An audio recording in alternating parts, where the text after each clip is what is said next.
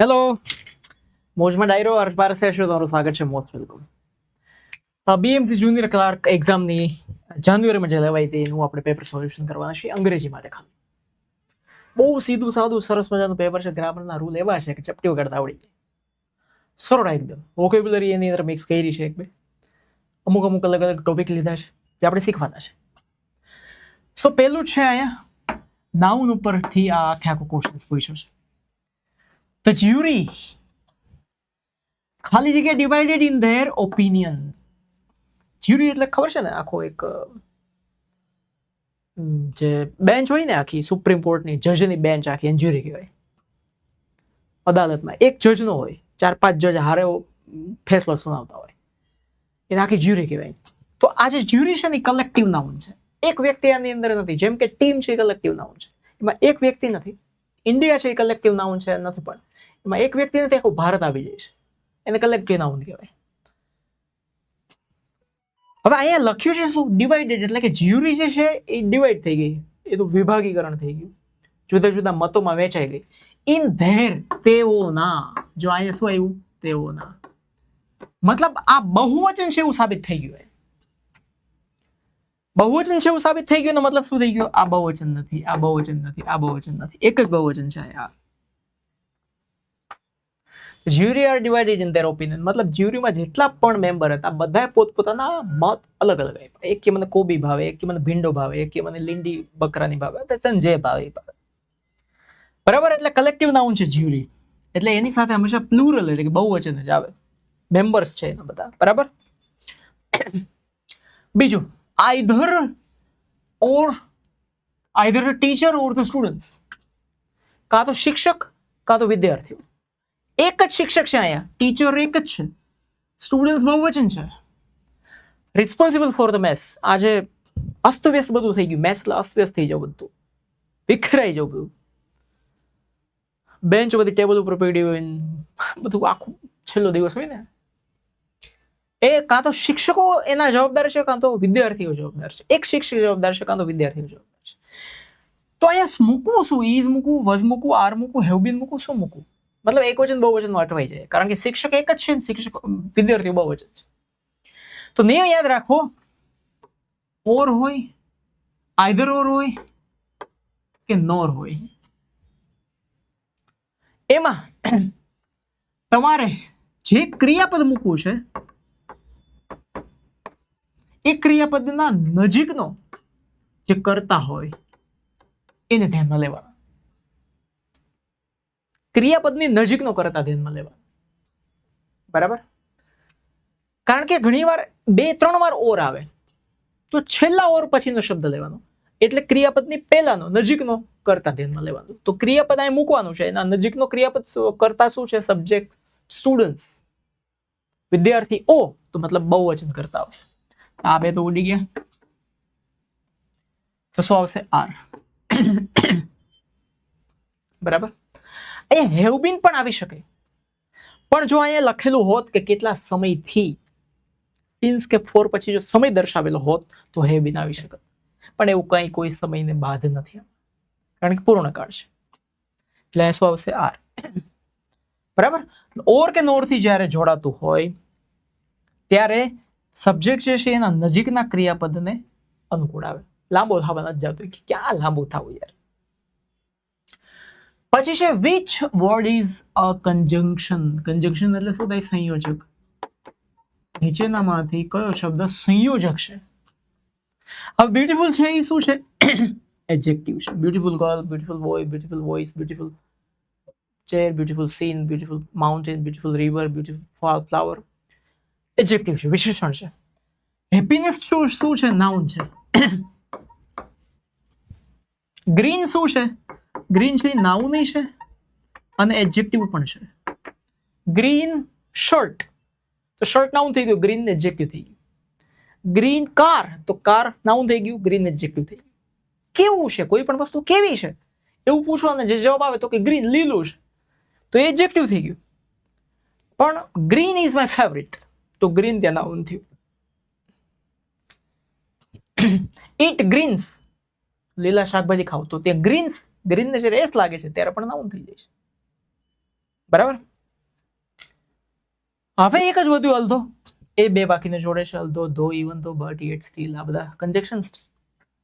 તો સાચો જવાબ શું આવશે? ડી, અલ્ધો. બરાબર. પછી બાળકો આર કે જે આવતું હોય put there toys after playing. After playing, રમ્યા પછી એમના રમકડા બાળકોએ, ક્રિયા ભૂતકાળમાં થઈ ગઈ. હવે રમ્યા પછી એમના રમકડા બાળકોએ શું કરી દીધા? પુટ ઓફ એટલે ઠારવું, મુલતવી રાખવું, સોરી, પોસ્ટપોન્ડ કરવું. બરાબર. પુટ આઉટ, પુટ અવે એટલે દૂર મૂકી દેવું, જેમ છે એમ પાછું મૂકી દેવું. પુટ અપ વિથ એટલે સહન કરવું થાય.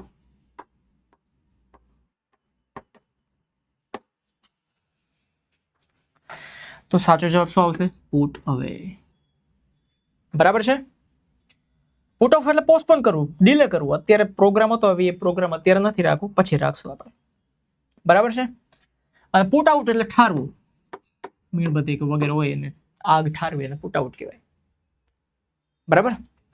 તો પુટ અવે, ચિલ્ડ્રન પુટ અવે ધેર ટોયસ આફ્ટર પ્લેઇંગ. રમ્યા પછી એમના રમકડા એને પાછા જ્યાં હતા એમ મૂકી દીધા.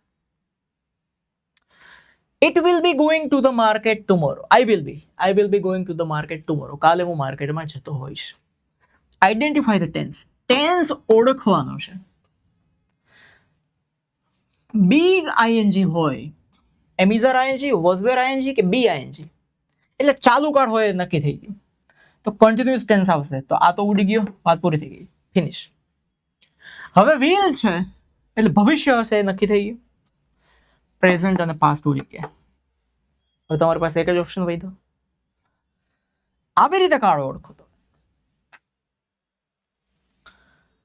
બરાબર. will be અને ing એટલે ચાલુ ભવિષ્ય કાળ. which of these sentence is in the past perfect tense? આમાં કાળ ઓળખવાનો છે. નીચેનામાંથી કયું વાક્ય પાસ્ટ પરફેક્ટ ટેન્સ બતાવે છે? પાસ્ટ અને પાછું પરફેક્ટ. કોઈ પણ પરફેક્ટ ટેન્સ હોય એટલે એની અંદર ત્રણ વસ્તુ જોવા મળે: હેવ, હેઝ અને હેડ. એમાં જેમાં ના હોય એટલે એને કાઢી નાખો. આમાં વર્સ છે, હેવ, હેઝ, હેડ નથી. પરફેક્ટ ટેન્સમાં હોય જ ત્રણ. ભૂલી ગયું. હવે પાસ્ટ ટેન્સ છે એટલે વિલ આવવાની કોઈ શક્યતા નથી. પાસ્ટ ટેન્સ ની અંદર હેઝ કોઈ દિવસ ના આવે. હવે એક જ ઓપ્શન વધ્યો. પાસ્ટ એટલે હેડ પણ આવ્યું અને પરફેક્ટ એટલે V3 પણ આવ્યું. હેડ V3 આવે એટલે past perfect. Have has V3 આવે એટલે present perfect.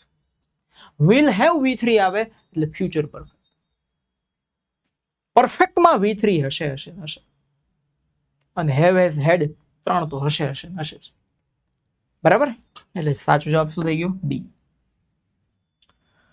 Which sentence is correct? નીચેનામાંથી કયું વાક્ય સાચું છે?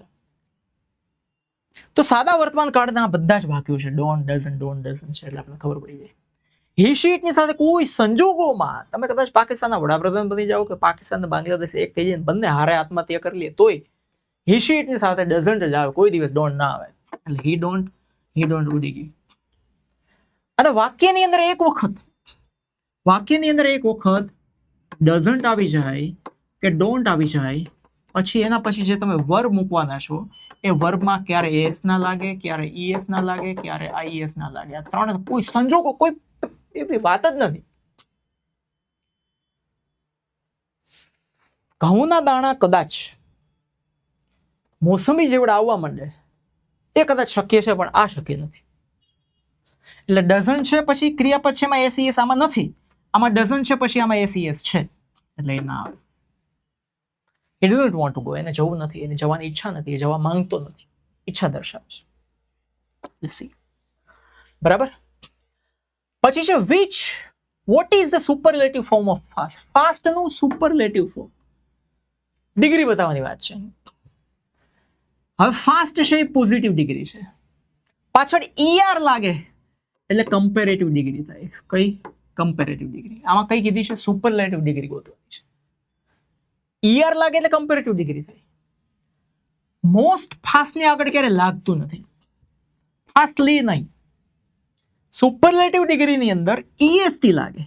જો EST ના લાગતો હોય તો આગળ મોસ્ટ લાગે, પણ આ ટૂંકો શબ્દ છે એટલે એને EST લાગે છે. Fast, faster, fastest. Slow, slower, slowest. Big, bigger, biggest. Small, smaller, smallest. બરાબર. Beautiful, more beautiful, most beautiful. Handsome, more handsome, most handsome. એમાં EST નથી લાગતો, ER નથી લાગતો, આગળ મોર અને મોસ્ટ લાગે છે. આ ખોટું, આ સી સાચું. બરાબર. પછી ચૂઝ ધ સિનોનિમ. સિનોનિમ એટલે સમાનાર્થી શબ્દ શોધવાનો છે. કોનો? મેલાન્કલી. કલીવા ચોલી નહીં, ચણિયા ટોલી ફિલ્મ છે ને ગુજરાતી એવું. મેલાન્કલી.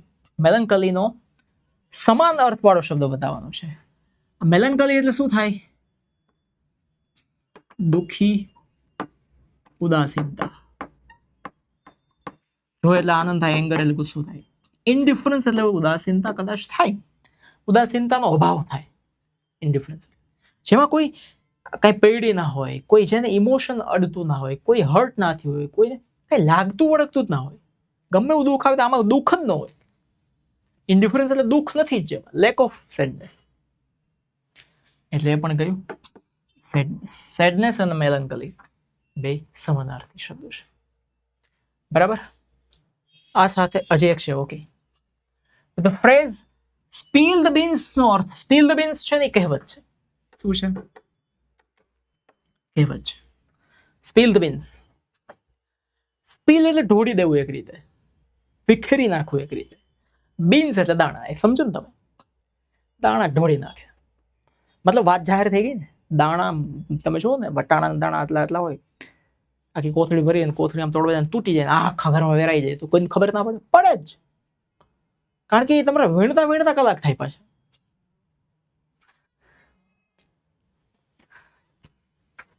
તો શું થાય? એનો ગુજરાતી સમજે ને તમે એ કહેવતનો અર્થ? સિક્રેટ ને બહાર પાડવું, કોઈની ખાનગી વાતને જાહેર કરી દેવી. હમણાં ટ્રમ્પ છે, આ ડોનાલ્ડ ટ્રમ્પ, ડોનાલ્ડ ડક, કોક એને પર્સનલ મેસેજ કરે, આ ફ્રાન્સના વડાપ્રધાન હોય કે બીજા અત્યારની, તો તરત જાહેરમાં બોલવા માટે આના આવો મને મેસેજ કર્યો. એના ટુંડા. Spill the beans. ખાનગી વાતને જાહેર કરી દેવી એને કહેવાય સ્પીલ ધ બીન્સ. રિવેલ એટલે બહાર પાડવું, બહાર કેવું, જાહેર કરવું. સિક્રેટ એટલે રહસ્ય. મદદ ના કરવી, ફટાફટ પૂરું કરવું, સ્પેસ બધું કરી દેવું, એવો અર્થ નથી. Reveal secret. બરાબર છે. તો આની સાથે આપણું આ પેપરનું સોલ્યુશન આ થઈ ગયું પૂરું. હવે નેક્સ્ટ પેપરના નવા સોલ્યુશનની અંદર ફરીથી મળીશું. અને આખો કોર્સ જો તમારે ખરીદવો હોય ગ્રામરનો આ ત્યાં, તો હર્ષ પારસે એપ્લિકેશનની અંદર તમે જઈને ખરીદી શકો. બરાબર. મારી એપ્લિકેશન છે હર્ષ પારસે. મારો નંબર છે 8511080404. Good luck. ચલો મળીએ છીએ નેક્સ્ટ લેક્ચરમાં.